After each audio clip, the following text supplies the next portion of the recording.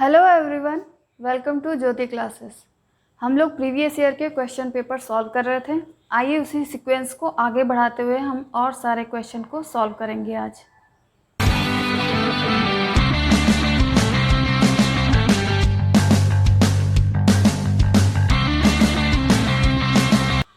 Question number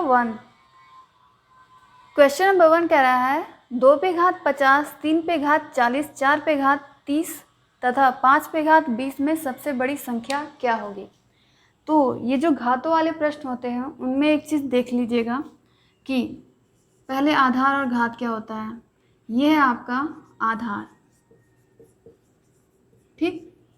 ये है आधार जो नीचे होता है बड़ा होता है, उसके ऊपर जो छोटा सा होता है वो होता है आपका घात। आधार और घात वाले क्वेश्चन में एक चीज़ देखना है कि कोई भी छोटी या बड़ी संख्या तब हम बता सकते हैं या तो उन सभी का आधार सेम हो या तो घात सेम हो। जैसे एक एग्जांपल, 2 पे घात 10, 2 पे घात 20, 2 पे घात 25 हो, तो आप इसको देखते ही बता सकते हैं कि 2 पे सारा आधार सेम है। आधार सेम है यानी आधार 2 है। 2 पे जो सबसे अधिक घात होगी वही हमारी बड़ी होगी। जाहिर सी बात दिख रहा है। अगर 2, 3, 4 यहाँ आधार डिफरेंट है, अलग अलग है ना, 2, 3, 4, लेकिन इस पे घात अगर 10 हो, इस पे भी 10 हो, इस पे भी 10 हो, तो अब आप बता सकते हैं इसको कि ये वाली घात बड़ी होगी या नहीं। 4 को 10 बार 4 गुणे 4 गुणे 4 गुणे 4 10 बार लिखेंगे वो ज़्यादा आएगा इन कंपैरिजन टू इधर 2 और 3 के, ठीक है। तो मेरे कहने का मतलब ये है, आधार और घात वाले प्रश्नों में या तो आधार को सेम करिए या तो घात को सेम करिए। क्लियर। तो चलिए, इधर तो कुछ सेम दिया नहीं है फिलहाल, तो हम लोग को सेम करना पड़ेगा, ठीक है ना। हम लोग 2, 3, 4, 5 इस सीक्वेंस में है, तो क्या हम लोग 2 को 3 के टर्म में लिख सकते हैं, 4 को लिख सकते हैं, 5 को। आधार हम लोग इक्वल नहीं कर सकते, यहाँ साफ साफ दिख रहा है। तो लेकिन घात क्या है, 50, 40, 30, 20, क्या ये 10 के गुणज के रूप में है। 10 पचे 50, 10 चौक 40, 10 तिया 30 और 10 दूना 20, ठीक है। तो 10 के गुणज के रूप में लिखिए। 2 पे पावर 5 है, इसका होल पावर 10, 5 से 10 में मल्टीप्लाई होगा यानी गुणा होगा, तो 5 10 में 50 ये आ जाएगा आपका, ठीक है। ठीक उसी तरह 3 पे घात 40 है, तो अंदर 40 4 रखिए, उसके पावर 10 आ गया। ठीक उसी तरह 30 है, 3 और बाहर 10, 3 10 में 30 आ जाएगा। 5 के ऊपर क्या है 20, तो 2 और 10, 2 10 में 20, कोई मान में फ़र्क नहीं आया है। ये 50 को हम लोग इस तरह लिख सकते हैं, ये 40 को इस तरह, 30 को इस तरह, 20 को इस तरह, ठीक है। अभी मान में कोई फ़र्क नहीं आया है, लेकिन एक चीज़ दिख रहा होगा आपको, सब में घात 10 लाने की कोशिश की जा रही है, ठीक है। कि घात अगर बराबर हो तो हम संख्या बता सकते हैं कि कौन सी बड़ी है सबसे, कौन सी सबसे छोटी है, या उससे आरोही अवरोही जैसे चाहे वैसे क्वेश्चन पूछा है उस हिसाब से हम लोग कर सकते हैं। चलिए, 2 पे घात 5 है तो उसका मान क्या होगा। 2 दूनी 4, दूनी 8, दूनी 16, दूनी 32, 32 पे घात 10, यही तो होगा। 3 पे घात 4 है, उसका मान 3 तिरिका 9, तिरिक 27 या 81, 81 पे 10, 4 का 3, 4 चौक 16 चौक 64, 64 पे 10, 5 पचे 25, 25 पे घात 10। अब ये दिख रहा है 10 इस पे भी है, 10 इस पे भी है, 10 इस पे भी है, 10 इस पे भी है, लेकिन बड़ी संख्या कौन सी है, 81 साफ साफ दिख रहा है, 81 बड़ी है। तो 81 का गुणा हम 10 बार करेंगे, 81 का गुणा 81 में, फिर 81 गुणे 81 गुणे 81 गुणे 10 बार, तो वही सबसे बड़ी संख्या आएगी हमारी, ठीक है। क्योंकि घात सेम हो गया है। अब यहाँ घातें सेम नहीं थी क्वेश्चन में, हम लोगों ने किया है, तो घातें सेम हो चुकी हैं, तो अब हम बता सकते हैं कि इसमें सबसे छोटी संख्या कौन सी है, बड़ी कौन सी है, आरोही कौन सी है, अवरोही कैसे है, सब हम लोग बता सकते हैं। ठीक है, तो चूँकि बड़ी संख्या पूछा है तो हम लोग बड़ी संख्या बता देंगे। ये कौन सा है, दूसरे नंबर का है, 3 पे 40, यानी option C is the right answer. अगला क्वेश्चन है, यदि 30x0867y ये एक संख्या है, एक नंबर है, ठीक है, अगर वो 88 से विभाज्य है तो 3x + y का मान, ये आपका सीटेट सेकंड पेपर में आया हुआ है, डेट थी 8 दिसंबर 2019। ठीक है, कह रहा है ये जो संख्या है वो 88 से विभाज्य है। विभाज्य का मतलब ये है भाग देने पर शेषफल 0 नहीं आएगा। ठीक है, जैसे 2 से 4 में भाग देते हैं तो शेषफल आपका 0 आता है, वैसे ही ये इतनी बड़ी संख्या है, उसको अगर हम 88 से भाग दें तो शेषफल कुछ नहीं आएगा, नीचे कट्टम कट्टम आ जाएगा। ठीक, तो इसका मान पूछ रहा है 3x और y, पहले x y का मान निकाले तब तो ये निकलेगा। ठीक है, तो x y का मान कैसे निकलेगा, क्योंकि क्वेश्चन में दे दिया है कि 88 से विभाज्य है। 88 से विभाज्य का मतलब 88 का फैक्टर करिए, 11 गुणे 8, 11 8 88। तो ये जो इतनी लंबी चौड़ी संख्या दी है वो 11 से भी कटेगा और 8 से भी कटेगा, ये तय है। ठीक है, क्योंकि पेपर में खुद दे दिया है कि 88 से कट जा रहा है, विभाज्य है, इसलिए ये जो संख्या है वो 11 से भी कटेगी, पूरी तरह पूर्णतः कटेगी, और 8 से भी कटेगी।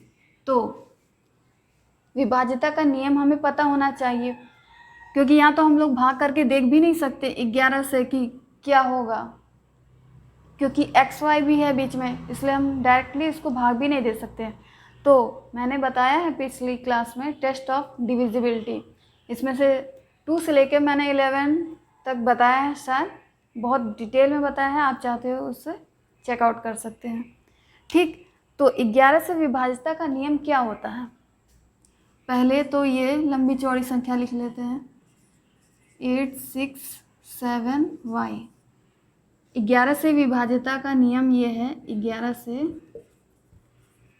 विभाज्यता का नियम ये है, अल्टरनेट नंबर्स को, अल्टरनेट जो अंक है, जो डिजिट है, ठीक है, उसको ऐड करते हैं और जो दो अलग अलग आते हैं उसको बीच में सब्ट्रैक्ट करते हैं, घटा देते हैं। चलिए आइए देखते हैं, पता चल जाएगा अभी। अल्टरनेट नंबर्स को ऐड करना है, यानी 3x 8 फिर 7, y के बगल में कुछ नहीं है, चलिए ऐड करिए, 3 + x + 8 + 7। ठीक है, ये अल्टरनेट नंबर्स है। सॉरी, यहाँ पे 3x के बाद 8 है, मैंने x लिख दिया है। ठीक है ना। अब बीच में घटाते हैं, सब्ट्रैक्ट करना है, घटाना है। अब फिर अल्टरनेट नंबर्स को, ये दोनों, फिर 6, फिर y।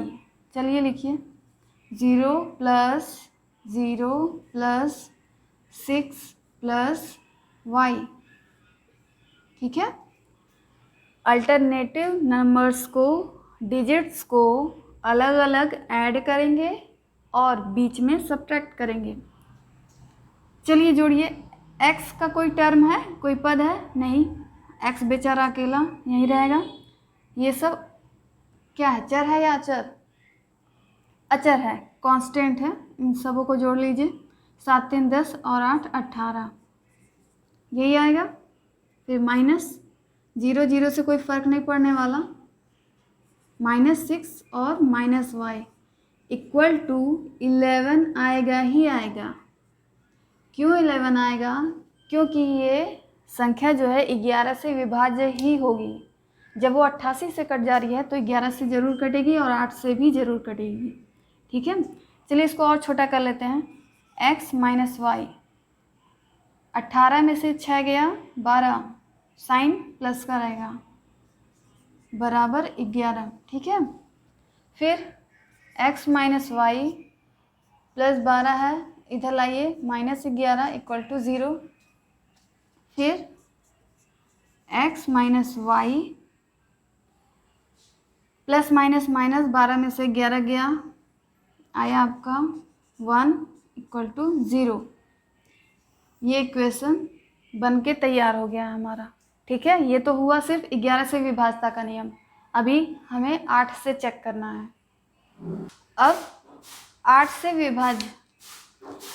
विभाज्य करिए। 8 से विभाज्यता का नियम क्या है कि लास्ट 3 डिजिट यानी 6 7 y ये हमारा डिवाइड हो जाएगा 8 से पूर्णतः। ठीक है, तो y की जगह क्या होना चाहिए जो 8 से पूरी तरह विभाज्य हो जाए। देख लीजिए यहाँ 6 7 y 8 से विभाज्य करिए। 8 अठाई 64, 8 चौक 32, यहाँ 32 होना चाहिए तो वो पूर्णतः विभाज्य हो जाएगी, यानी y की जगह क्या होना चाहिए हमारा 2। ठीक है, यहाँ से y की वैल्यू ही आ जाएगी आपका 2, y इक्वल टू आ जाएगा 2। साफ साफ दिख रहा है, यहाँ से आ गया y बराबर 2 और ये इक्वेशन हमारा 11 से विभाज्यता से मिला था। y का मान 2 इसमें पुट कर दीजिए, क्या आएगा x minus 2 plus 1 equal to 0। तो x इज इक्वल टू -2 है प्लस 1 है तो -1 आएगा, -1 उधर जाएगा तो x इक्वल टू 1 आ जाएगा। x का मान आया 1, y का मान आया 2। पूछ किसका रहा था मान,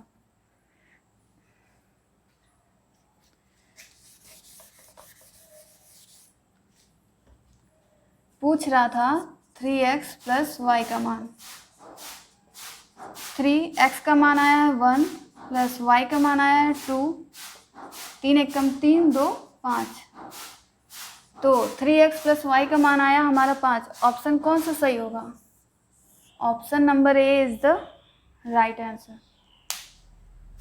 अगला प्रश्न है 50 में एक पूर्ण संख्या जोड़ी जाती है। ठीक है, 50 है उसमें एक पूर्ण संख्या जोड़ी जाती है। पूर्ण संख्या मीन्स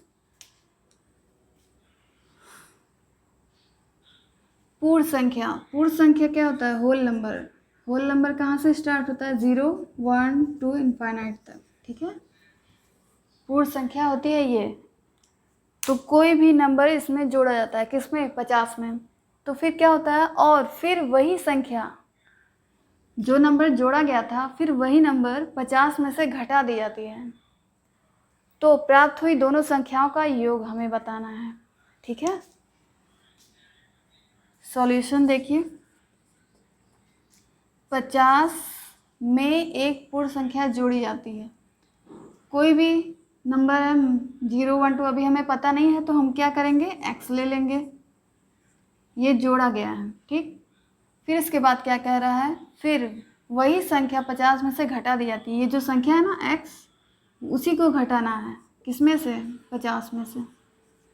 ठीक है, अब प्राप्त हुई दोनों संख्याओं का योग, जुटा हुआ घटा हुआ इन दोनों को क्या करना है, ऐड करना है, योगफल करना है। तो क्या होगा, plus x minus x cancel हो जाएगा, 50 50 आपका आ जाएगा 100। Right answer is option number C. अगला सवाल, निम्न में से कौन सी परिमेय संख्या 3/5 और 4/5 के मध्य नहीं आती है? परिमेय संख्या क्या होता है? p/q के फॉर्म में होता है, where q is not equal to 0। q 0 नहीं होता है और pq आपका इंटीजर में बिलोंग्स करते हैं। इंटीजर क्या होता है, होल नंबर्स क्या होते हैं, नंबर सिस्टम पूरा मैंने बता चुका है पहले। ठीक है, लिंक डिस्क्रिप्शन बॉक्स में मिल जाएगी। तो सबसे पहले क्या करना है, 3/5 को दशमलव में लाएंगे और 4/5 को दशमलव में लाइए। ठीक है, कैसे लाएंगे, भाग करिए। 5 का 3 में नहीं जाएगा, दशमलव के आगे हमेशा 0 लिखा जाता है, तो दशमलव हो गया। 5 6 30 कट गया, 0.6 ये हो गया। अब ये ये मैं समझाने के लिए भाग कर रही हूँ, नहीं तो मैं लिख सकती थी डायरेक्टली। दशमलव यहाँ आ गया 0, 5 8 40 कट गया 0.8। तो इन चारों में कोई ऐसी संख्या है जो इसके और इसके बीच में नहीं आती है, ठीक है। 3 आ रहा होगा, 1 है जो नहीं आएगा। मतलब क्या है इसका? 0.6 और 0.8 ये है नंबर लाइन, संख्या रेखा। इसके बीच में बहुत सारी संख्याएं हैं। 0.6 जीरो है अभी, 0.61 62 63 67 68 68, फिर 7 का नंबर आएगा 7.07, फिर 8 का आएगा। लेकिन इन दोनों के बीच में, इन तीनों में से एक कोई नंबर है जो इन दोनों के बीच में नहीं आ रही है, वही हमें बताना है कि कौन सा नहीं आएगा। चलिए ऑप्शन से इसको चेक करेंगे हम लोग। 19/30 चेक करिए। 30 से भाग देंगे 19 में, नहीं जाएगा। दशमलव बढ़ाएंगे, 0 लगाएंगे, 3 छक 18। 0.6 आ गया ना, 6 समथिंग होगा कुछ, तो यानी वो 6 के बाद ही होगा। 6 और 8 के बीच में आ जाएगा। कौन आएगा? ए वाला, ठीक है। बी को उठाइए, 2/3, फिर 3 से भाग देंगे हम, 0 के बाद दशमलव, 0 बढ़ाएंगे, 3 छक 18, ये भी 6 आ गया ना, तो 6 और 8 के बीच में ही होगा कहीं, 6 पॉइंट समथिंग।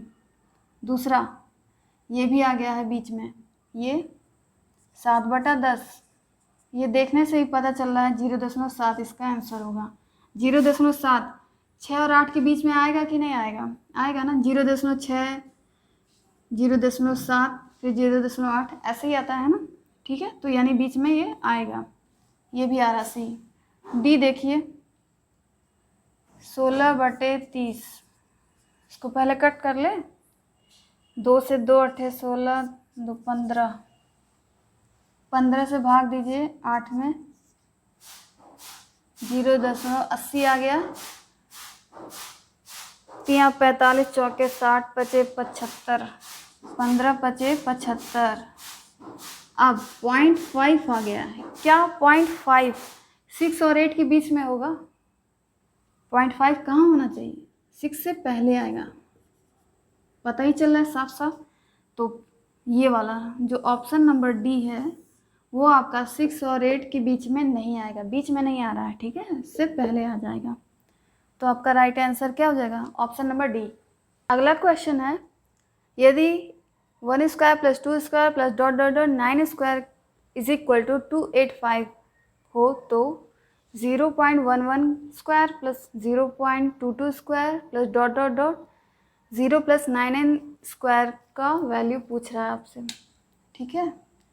चलिए 0.11 square plus 0.22 square plus dot dot dot 0.99 का स्क्वायर, इसी की वैल्यू हमें फाइंड करनी है। चलिए इसको क्या लिख सकते हैं? 0.11 को हम क्या लिख सकते हैं? 11/100। 100 क्यों लिखा गया है? क्योंकि 2 अंक के बाद दशमलव लगा हुआ है यहाँ, ठीक है। 3 अंक के बाद रहता तो 1000 लिखते, 1 अंक के बाद रहता तो 10 लिखते, ठीक है। ऐसे ही 2 अंक के बाद है तो 2 जीरो वाला कौन होता है? 100 होता है। 0.11 को 11/100 लिखा जा सकता है। फिर उसी तरह इसे भी 22/100 लिख सकते हैं का square plus dot dot dot, ऐसे ही करते करते 99/100 लिख सकते हैं हम लोग, ठीक है। इन दोनों में कोई फ़र्क नहीं है। उसके बाद क्या करेंगे? थोड़ा सा सिंप्लीफाई करना है। 22 कब आएगा? 11 × 2/100, ठीक है, प्लस डॉट डॉट डॉट, ऐसे ही करते 11 × 9, 11 9 99 × 100 का स्क्वायर। दिख रहा होगा 11/100 यहाँ भी, 11/100 यहाँ भी है, यहाँ भी होगा और यहाँ भी है 11/100। चलिए 11/100 को कॉमन ले लेते हैं। 11/100 कॉमन हो गया, बचा क्या यहाँ पे? 1, यहाँ बचा 2, स्क्वायर भी है 1 लिखिए या 1 स्क्वायर लिखिए, कोई फ़र्क नहीं है। 1 स्क्वायर इसलिए लिखे हैं क्योंकि इसकी वैल्यू दी हुई है, बिल्कुल सेम टू सेम रहेगा तो ठीक रहेगा। 11/100 निकल गया, आया आपका 9 स्क्वायर। 11/100 ऐसे ही रहेगा, गुणे इस वैल्यू का मान क्या दिया है, इसका मान पूरा यहाँ तक का क्या है 285। और हाँ, ये बाहर जब कॉमन होगा तो स्क्वायर होगा, इस पे स्क्वायर भूल गए थे।